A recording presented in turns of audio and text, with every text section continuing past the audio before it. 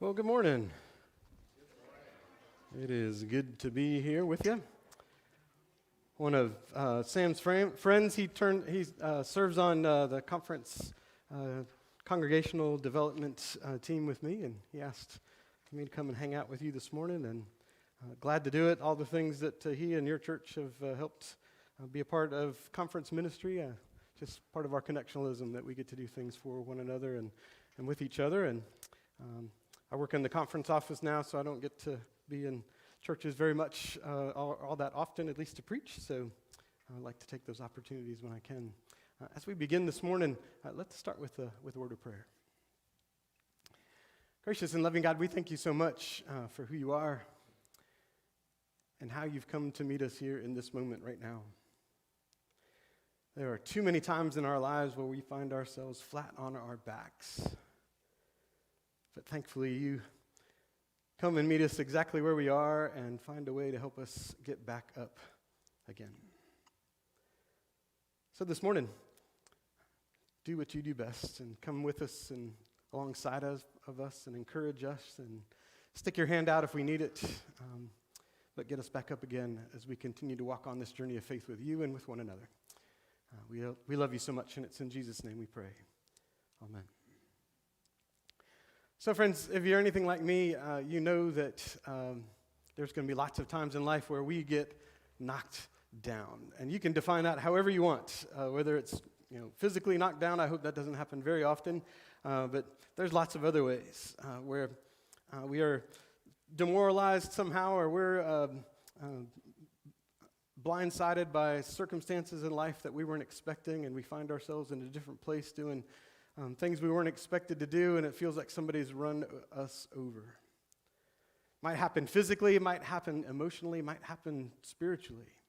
There's all kinds of ways that God tends, or not God, but we in our lives get knocked down, and we find ourselves looking around, wondering what's next. I think it's just part of the cycle of human life. We're going to get flattened, and we're going to also have the desire and the longing to want to get back up again and again and again. And you see, at the heart of this desire to get back up again is this idea of resilience. By definition, resilience is the power or ability of a material to return to its original form or position after being flattened, bent, compressed, or stretched. Now, if we put that into our own lives for human beings, resilience is the power or ability of a person to adjust to or recover readily from adversity, illness, major life changes, crisis, and other disruptions that come into our lives every day. How many of your lives have not been disrupted in the last couple of weeks? Good for you, man. Whether it's true or not, I love the passion of your arm going up in the air. That was awesome. Yeah. I might get a little closer and say, anybody not had their lives disrupted today? But the last time I did that, nobody stuck their hand up either, so I won't even ask. It's just part of our human way of life. And here's the thing, that if you walk away with anything this morning, I hope maybe it might be this.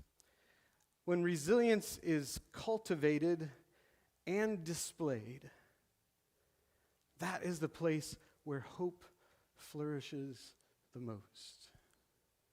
So hear this again.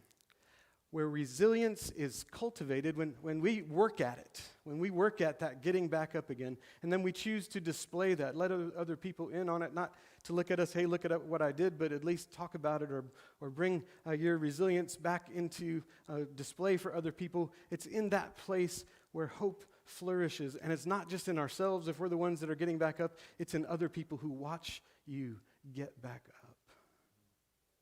Hope will flourish in those places. Resilient hope is at the very heart of why we love a good comeback story. I bet you've watched a movie or a TV show or read a book or some other story or heard about somebody or read it on Facebook or watched a little thing on TikTok if you do such things. We are drawn to those stories where somebody gets knocked down or somebody gets dragged out, and the whole movie, the whole story is about them getting up the gumption or finding out some way to get back up and get back on their feet again and continue on in their lives. We love those stories. because we find ourselves in some way, shape, or form in the middle of some kind of story like that, and we want to be sure we're the ones that can tell our own story someday. So when resilience is cultivated and displayed, hope flourishes. This is displayed for us even in nature. There is a plant called fireweed, and it is an abundant invader of areas that are destroyed, areas that are knocked down by volcanoes or by fires. And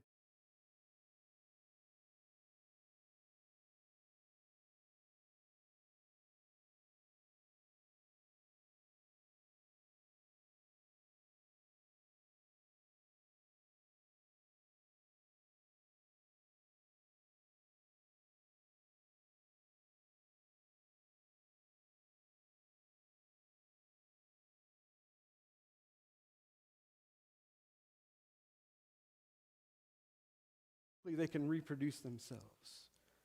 These are plants that feast on the nutrients that come from a fire-ravaged forest. And so when the forest gets knocked down, fireweed is one of the first things that brings it back to life. Helps it to get back up on its feet again, to get other animals in the area and doing what animals do, and gives a chance and some shelter for some other plants and organisms to take root and take life.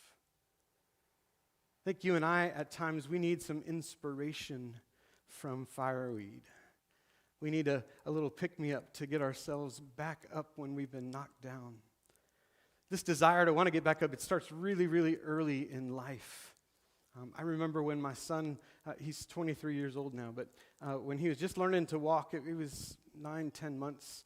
We were living in Hendersonville at the time, and we knew it had been coming for, a few days. He'd been really standing really solid by himself, wasn't wobbling at all, and was starting to try to move his feet and all, and we knew it was going to happen anytime. We were in the living room, my wife and I were on the floor, and I was hanging on to Micah and just holding him up, that's him at whatever age that was, I said, but he would walk around on that, he'd push that little fire truck around, and you could tell every once in a while he'd try to let go of it. And fire truck was next to us. I was just kind of giving him some guidance, and he kind of slapped my hands away. When I was trying to hold on to his hands, he slapped them away, and then he kind of took that first tentative step, and we started clapping and cheering, and then he took the second tentative step, and he caught his toe on the ground, and he went wham! Went face down, didn't even get his hands up. Face planted on the ground, no chance to get anything up.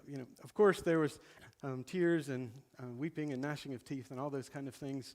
It was a scene for a couple of minutes, but we kind of picked him up. We hugged him a little bit and held on to him, and I put my hands back around him because he had kind of pulled himself back up again, and you could see some grit and some determination on his face. And again, I put my hands out to hold him steady, and then he slapped him away again because he's kind of like that. And then he proceeded to take 3 or 4 more steps. And he fell again, but he got his hands up this time. And he kind of giggled that time, and he climbed up all by himself, and he walked a couple more steps to my wife, Susan. And away it went. Had this desire inside of him to want to get back up again. And at that age, he also had 2 loving parents who literally wrapped themselves around him to help him get back up and go again. He's 23. He's still falling flat on his face every once in a while. Usually not physically, but certainly emotionally, spiritually, as we all are. Hopefully we'll still get to be a part of his getting back up again as parents throughout his life. And hopefully he'll continue to develop that relationship with God too, so God will be a part of his getting back up again. For you and I, there's lots to get back up from in our lives. We are bent, flattened, compressed, stretched. We're sick, we're hurt, we're tired, we're lonely, we're disappointed, we're rejected. And as often as we keep getting back up, because we keep doing that, it doesn't seem to be getting any easier. In fact, for some folks, as time goes on, getting up again and again gets more challenging. It gets more complex. It sometimes has more implications for even getting back up again. It introduces other struggles in it. And there's going to come a time where inevitably, in fact, more frequently than we want to admit, we're going to get to that place where we've been knocked down and we're not sure we're going to be able to get back up again by ourselves. And we're going to have to admit that we need help. That we need help. We need help physically or emotionally or spiritually to get back up again. I think in my 30 years of ministry, sometimes it seems like the getting back up in our spiritual lives is the thing we need help with the most. It's so different than everything else, and I think sometimes we need to get to the I need help part faster than you and I tend to admit to ourselves and to other people. And can't blame us. I mean, think about all the things that Jesus calls us to do and to be that are so incredibly difficult. To continue to believe in this all-knowing, all-creator God that doesn't interact with us the same way that we interact with one another. Sometimes believing is just really difficult, and something happens in this world that we just don't understand, and we feel like our faith has been knocked over because we're having a hard time believing. Fear and doubt often trickle into our hearts and our lives and our spirits for whatever reason, and we have a hard time believing and moving on from that. The whole idea of forgiveness, to forgive somebody else who has hurt us greatly, or to ask somebody else to forgive us, that whole concept is so difficult to do and to be. And we often need help, because when we don't do it, we feel like we've been flattened and knocked down, or at least knocked back. And how many of us have been tooling along in our lives, and we come to those places where we know we're supposed to do the good and the kind and the right thing and to follow the fruit of the spirits, and we find ourselves in a situation where, let's be honest, we just don't. And we suddenly realize it, and there's this longing and loss, and maybe a sense of distance from Jesus, and wondering where Jesus was and why we didn't follow through with what we know we need to do and to be. And we find ourselves on our knees or falling down again and wondering how we're going to get up next. But thankfully, our spiritual Father is even more faithful than our human parents can be. God is always willing and ready to come next to us, to be beside us, to help us find that way to get back up again. Scripture is incredibly adamant about that. We heard one version of that this morning. I'm going to read another one here from 2 Corinthians. It's the same passage this morning, just a little bit different translation. This is from the Message. And Eugene Peterson says this. He says, "We've been surrounded and battered by troubles, but we're not demoralized. We're not sure what to do, but we know that God knows what to do. We've been spiritually terrorized, but God hasn't left our side. We've been thrown down, but we haven't broken. And what they did to Jesus, they do to us. Trial and torture, mockery and murder. What Jesus did among them, he does in us. He lives." Imagine for a moment if you and I chose to pursue our spiritual lives the same way that Micah chose to very doggedly and determinedly get back up again so that he could keep going, so that he could keep learning how to walk. Man, imagine if we were that dogged about learning to live our lives of faith that way, and every time we fell down or fell short or didn't do what we needed to do, we were held for just a moment by the Spirit of the living God to absorb the power from him that we need most at that moment. And in those moments that are often filled with guilt and shame, or that there's something wrong with us, our need for mercy and forgiveness, that God gives everything and all that and more to us just in that moment, to release all of that we're holding on to get rid of all the baggage that's keeping us from getting back up again, and we just are enabled to take yet another step forward and to try it again, to live into that trusted power of the living Christ. You see, the beautiful thing is that God is that powerful presence that holds you every time. God's the one that helps you get up, that points you in the right direction towards the next thing and reminds you that you are not alone and that there's something more in store for you. There's always something more. Remember when I said when we practice resilience and we cultivate it and display it, that's where hope flourishes. When we cultivate our resilience with God, that is where some of those places where He fills us with hope more than any other. It's in those moments that enables us to take that next step on our journey of faith as God continues to fill us with resilient hope to do it again and again and again.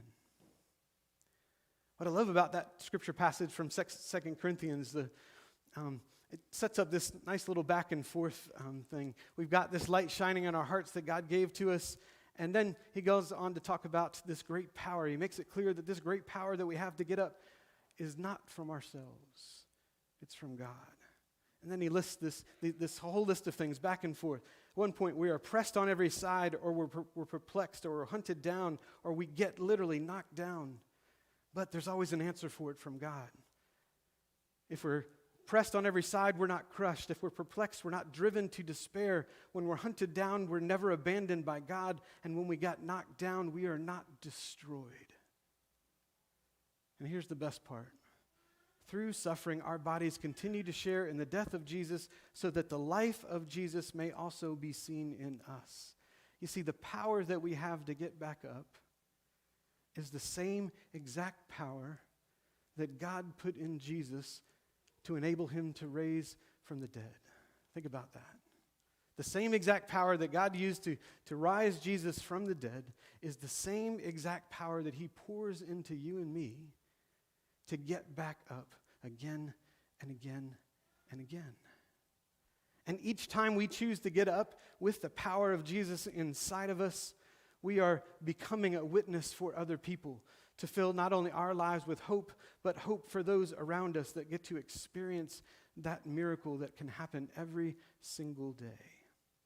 When we trust in this power to help us get back up, it's the thing that enables us to shine instead of to just get a shiner when we get knocked down. There's something more. It's this idea of resilience. Now, resilience is not toughness. We like to think resilience is that, true deep down grit where we can pull ourselves up by our own bootstraps. That's not what resilience is. Resilience is a lived response of hope. Resilience is thinking, I'm going to go because something else is out there for me. It's better. I'm focused on that thing over there, not on myself and my own power to get through whatever it is, but resilience is getting up and going again and getting back in the saddle again because there's something more out there that I need to be a part of and I need to share with other people. It's a belief and a willingness to trust God's power and presence no matter what. That God is going to help you get back up again and again and again. And knowing this source of power is our hope and is our faith. I've had my friend, the bouncing bozo, up here for a while. And there's sometimes I pick it up and try to take the air out. The last time I did that to make my point, it didn't work. The valve was on there too well, so it didn't. But if there wasn't any air in this thing, when I knocked it down, it would stay down. It just wouldn't have enough energy, or it's not filled with enough to get back up. But where it is right now, you can knock this down as much as you want. When I was a little kid, my best friend next door, he had one of these. Actually, he ended up having about 10 of them because we would run from another room and just tackle these things, But of course, we're little kids. We just bounce off of it, and the thing would keep popping back up. This is just a little small image of, unless you don't like clowns. But this is a small image of really what it takes when we get knocked down. This is what God continues to do for us over and over and over again, is to get us back up. Our spiritual resilience is rooted in God's permanent presence with us. Paul knew what he's talking about when he was writing this. I'm going to read a couple of things from Paul. Paul was the master of resilience for us. If you haven't heard this passage before, just think about all the things that have gone wrong in your life, and then compare yourself to Paul here for just a moment, and we'll see. So 2 Corinthians 11 says, Paul points to the strength where he says, I've been through 5 different times. The Jewish leaders gave me 39 lashes. 3 times I was beaten with rods. Once I was stoned. 3 times I was shipwrecked. Once I spent a whole night and day adrift at sea. I have traveled on my many long journeys. I have faced danger from rivers and from robbers. I have faced dangers from my own people, the Jews as well as from the Gentiles. I have faced dangers in the city, in the desert, and on seas. I think part of Paul's point is lifting out all the things that happened to him is because there's other places in his writing where he says, I've discovered in all my trials and tribulations and difficulties that I am closest to Jesus when I've been knocked down. When I'm at my lowest points, that's when I am most open to God, when I'm most open to Jesus' presence, and when I am most filled with hope. So as uncomfortable as this space is when we get knocked down, and it requires us to be knocked down for us to be able to cultivate and display resilience, it is also that space where amazing things can be experienced in our life of faith. Because when we're flat on our backs, we are vulnerable, we are open, we are ready for something more. And God has placed this primordial response in us to cry out and to reach out for Him, for His presence in times of struggle and stress and pain. And deep down, we know that we need Him. We need Him more than we need anything else in this world. No matter how many times we try the things from this world, we know they will disappoint, but God never will. Because God gave us one of the most simple ways to interface with Him in our times of resilient hope, and that's simply through prayer. Jesus modeled it for us every day of His ministry where He would go off to a place to pray. He'd take His disciples to go, and He taught them how to pray. The Bible keeps it really simple for us. The writer of James in chapter 5 says, "Are you hurting? Pray. Do you feel great? Sing praises," which is another form of prayer. Are you sick? Then call the church leaders together and pray and anoint you with oil in the name of the Master. Believing prayer will heal you, and Jesus will put you on your feet. You see, Jesus will help you get back up again. We close with this image of where I learned how to pray, even though I'm still learning how to pray. When I was finishing up seminary, I had a requirement from my ordination to do a CPE, which is Clinical Pastoral Education. I was assigned to Southern Regional Hospital in Atlanta, which had the distinction of being one of 2 level 1 trauma centers in the greater Atlanta area. And it also had one of the leading women's centers for women's health in the country at the time. Sometimes maybe God laughs at us for the things that we're most uncomfortable with. He puts us in the middle of those. I was assigned to the women's floor and the neonatal intensive care unit for 6 months. It was the best, worst 6 months of my life. Worst in the sense that I saw grief and pain and was thrown into pastoral care and care for people in ways that I had never been equipped for, and really that's the only way you learn.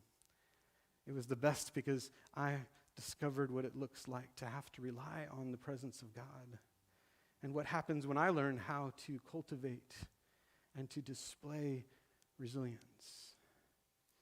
I found myself going in and out of the NICU, the neonatal intensive care unit. I got to know the couple of doctors that ran it really well, most of the staff nurses that were there.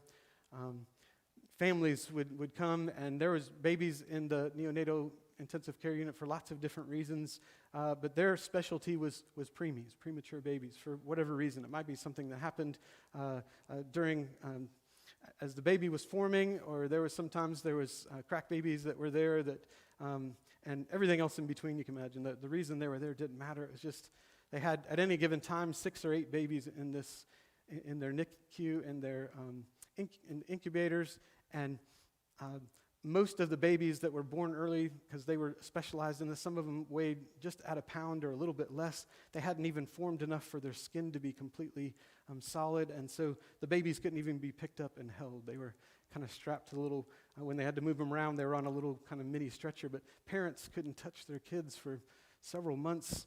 simply because if they did, they might scratch the skin. I mean, they were that delicate.